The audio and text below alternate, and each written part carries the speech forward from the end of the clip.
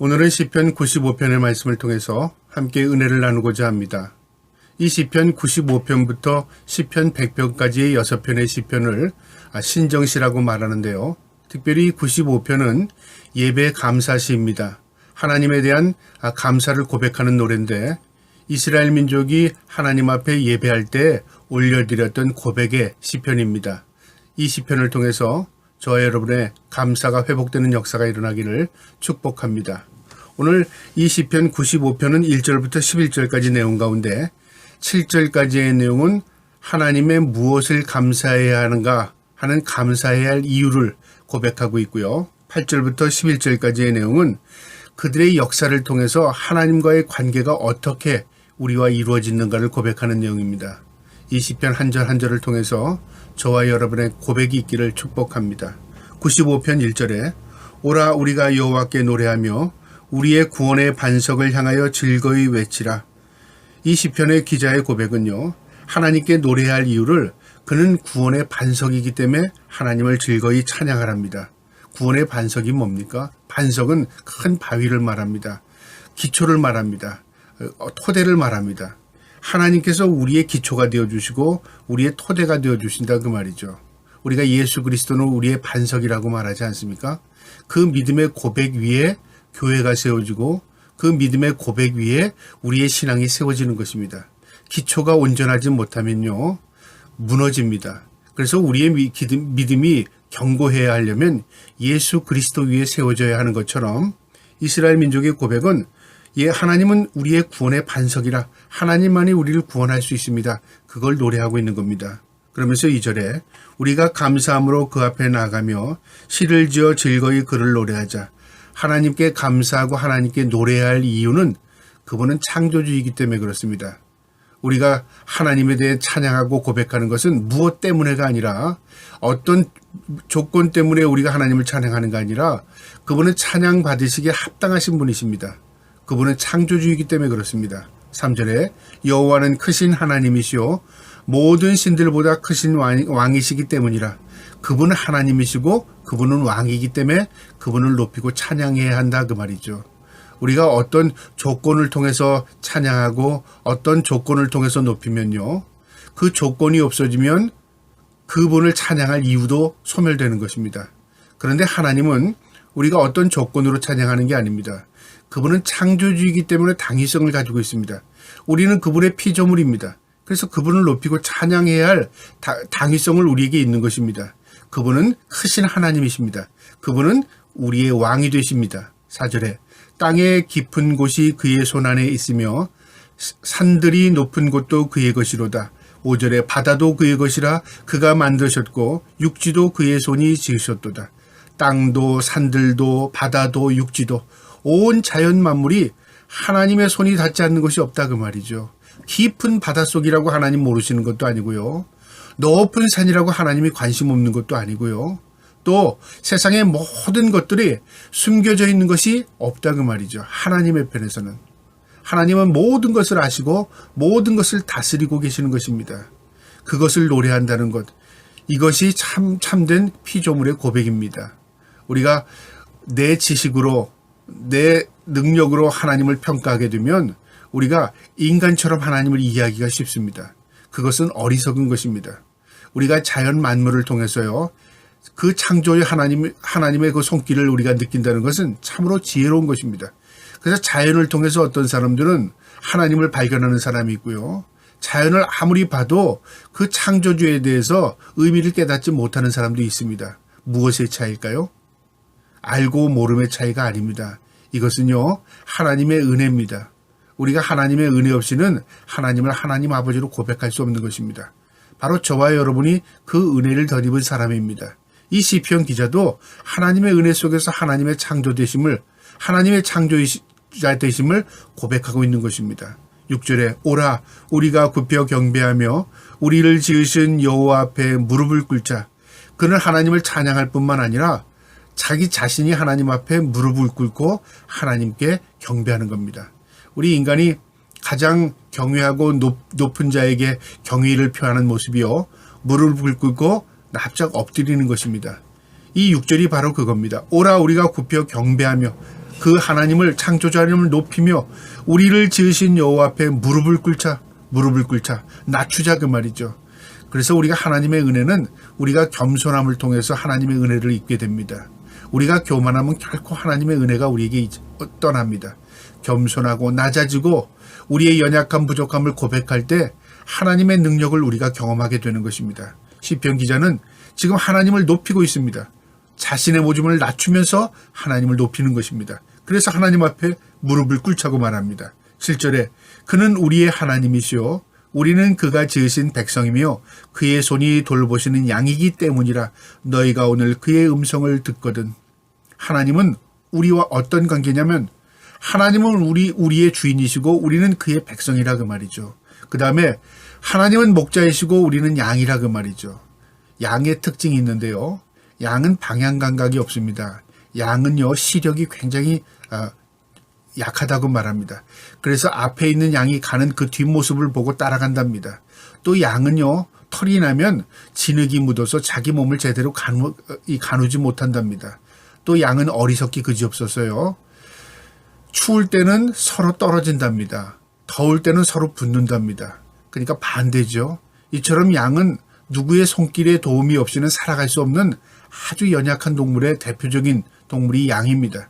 그런데 이 양이 울타리 안에서 목자의 도움을 받게 되면 아주 잘 자랍니다. 절기마다 털을 깎아주고요. 때마다 음식을 공급해주고요. 또 이들을 피할 길 그늘도 만들어주고 또 푸른 초장으로 목자가 인도하고 이런 여러 가지 조건을 통해서 양은 잘 자라게 되는데요. 바로 하나님과 우리의 관계가 그렇다 그 말입니다. 우리는 양같이 어리석은 존재입니다. 그러나 우리를 인도하시는 목자는 바로 우리의 하나님이십니다. 우리 주인이십니다. 그래서 우리가 그분을 신뢰할 때 우리의 삶이 푸른 초장 잔잔한 물가로 인도함을 받게 되는 것입니다. 이 시편의 기자는 하나님과 자신의 관계를 그렇게 양과 목자의 관계로 이해하면서 오늘 그의 음성을 듣는답니다. 양이 목자의 음성을 듣지 않으면요. 어떻게 될까요?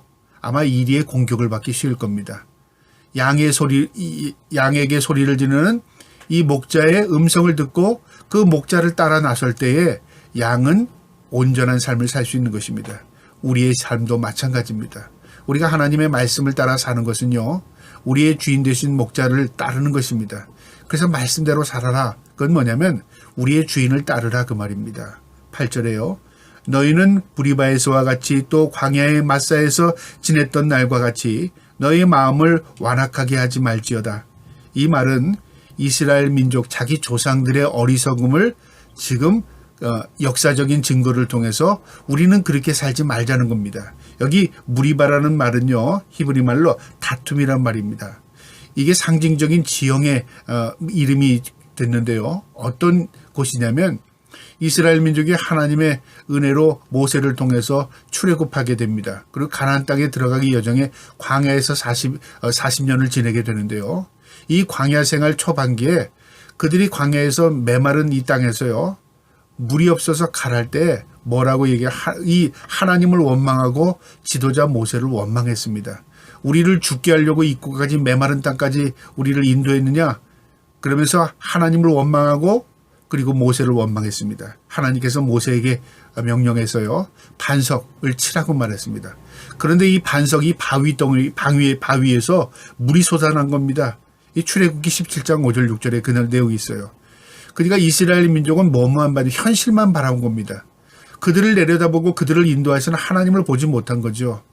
이게 어리석다 그 말이죠. 그 다음에 마사도 마찬가지입니다. 신명기 6장 16절에 나오는 내용인데요. 이스라엘 민족이 하나님께서 그렇게 여러 가지 역사를 통해서 하나님의 함께 하심을 보여줬지만 이들이 또 어려움을 당하면 또 원망하고 불평하는 겁니다. 그래서 하나님께서 그들에게 또 반석을 쳐서 물을 내주셨습니다. 이런 역사적인 사건이 있음에도 불구하고 이스라엘은 또 시간이 지나가면 또 자신들의 조상처럼 그들의 선진들처럼 또 원망하고 불평한다 그 말이죠. 우리는 그런 어리석음을 범치 말자 그 말입니다. 그래서 이 역사를 안다는 것은 그 역사를 통해서 교훈 삼는 겁니다. 우리는 그렇게 하지 말아야지. 우리는 그렇게 해야지. 교훈을 삼는 겁니다. 우리의 역사는요. 우리가 살아가는 환경만이 역사가 아닙니다. 우리 부모와의 우리와의 관계도 역사고요. 우리와 자녀와의 관계도 역사입니다. 이 역사를 통해서 나는 그렇게 살지 말아야지. 이 교훈 삼는 겁니다. 또 좋은 점은 나도 그렇게 살아야지. 그것도 교훈이 되는 겁니다. 이처럼 어떤 사건을 통해서 내가 그것을 교훈 삼으면 나의 삶에 큰 도움이 되는 것입니다. 성경은 믿음의 길을 걸어간 선친들, 믿음의 길을 걸어간 믿음의 사람들의 모습을 기록해낸 내용입니다. 그래서 이것을 역사라고 말하지 않고 구속사라고 말합니다. 성경은 역사 가운데서도 하나님께서 이스라엘 민족을 이끌어 나간 그 내용이 기록된 내용이기 때문에 하나님의 구속사라고 말합니다. 저와 여러분의 인생도요, 하나님께서 선한 길로 인도하실 줄 믿고 그 선한 손길에 우리의 삶을 맡길 수 있는 저와 여러분 되기를 축복합니다. 9절에요. 그때 너희 조상들이 내게 행한 일을 보고서도 나를 시험하고 조사하였도다. 너희 조상들이 그런 경험을 가지고 있음에도 불구하고 너희들도 또 그런다 그 말이죠. 우리도 그런다 그 말이죠. 그러니까 그 실수가 선친들로 조상들로부터 끝난 게 아니라 계속적인 어리석음을 반복하지 말자 그런 겁니다. 10절에 내가 40년 동안 그 세대로 말미암아 근심하여 이르기를 그들은 마음이 미혹된 백성이라 내 길을 알지 못한다 하였도다. 하나님의 편에서 기록한 겁니다. 하나님께서 40년 동안 그들을 인도했지만 누가 근심했냐면 이스라엘 민족이 근심한 게 아니라 하나님이 근심한 겁니다. 우리가 때로는요, 부모의 마음을 깨닫게 되면 무엇을 고백하냐면 내가 그때 속상한 게 아니라 우리의 부모님이 그때 속상했겠구나.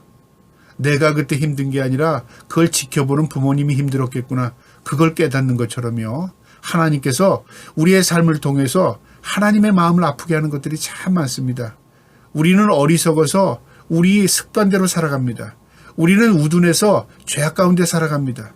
그런데 하나님께서 우리의 삶을 보시고 어떻게 얼마나 마음 아프게 시작했겠습니까? 돌아오라. 우리에게 말씀을 통해서 우리에게 반복적으로 돌아오라고 말씀하십니다. 그래서 성경이 말하는 회개는 하나님의 은혜입니다. 우리가 하나님 앞에 돌아갈 수 있는 것 은혜입니다. 우리가 죄악된 세상에서 죄를 짓지 말아야지 그것도 중요하지만요. 우리가 나도 모르는 죄가 있습니다. 나도 모를 때 죄를 질 때가 있습니다. 그러나 중요한 것은 그 위에 깨닫고 하나님께 돌아가는 것입니다. 그게 은혜입니다. 은총입니다. 오늘 이 시편의 기자는 그들의 조상들의 어리석음을 반복하지 말자. 그러면서 하나님의 편에서 이 하나님의 택함 받은 백성이 얼마나 미혹된 어리석은 백성인가 그걸 고백하는 겁니다. 마지막 11절이요. 그러므로 내가 노하여 맹세하기를 그들은 내 안식에 들어가지 못하리라 하였도다. 하나님께서 참으시다가 이스라엘 민족에게 이제 광야에 있던 이스라엘 민족에게 너희는 내 약속의 땅에 들어가지 못해. 그래서 200만이 넘게 이 출애굽을 했는데요. 1세대는 광야에서 다 죽습니다. 40년 동안에요. 그리고 그 1세대 가운데 들어가는 두 사람이 있었습니다. 여호수아와 갈렙입니다. 믿음의 사람입니다. 하나님께서 우리와 함께 하신다. 하나님이 하신다면 하신다. 하나님이 우리에게 약속하신 것은 하나님이 이루어 주신다는 걸 믿었어요. 그 여호수아와 갈렙만이 약속의 땅에 들어갔고요. 2세대가 약속의 땅에 들어간 겁니다. 여러분, 하나님께서는 우리의 삶에 말씀을 통해서 약속하신 것들이 있습니다. 그 약속을 내가 믿고 그 말씀대로 살아가면 하나님께서 이루어 가시는 것입니다. 내가 이루는 게 아닙니다. 그런데 우리가 말씀을 저버리고 말씀을 믿지 않으면요, 결국 하나님께서 이루려고 하셔도 우리가 믿지 않았기 때문에 그것이 이루어질 수가 없는 것입니다. 그래서 믿음이라는 건 뭐냐면 전폭적으로 하나님을 신뢰하고 따르는 것입니다. 이 시편 95편의 이 시편의 이 저자의 고백은요, 그 하나님을 신뢰하고 따르자. 그분은 창조주이시기 때문에 그렇다. 그분은 우리를 만드신 분이시다. 그분은 세상을 지으신 분이시다. 그분은 우리의 목자가 되신다. 그걸 고백하는 겁니다. 그래서 우리가 그분을 신뢰하고 따르는 것이 마땅하다는 것을 고백하는 것입니다. 이 고백이 저와 여러분의 고백이 되기를 주님의 이름으로 축복합니다. 아멘.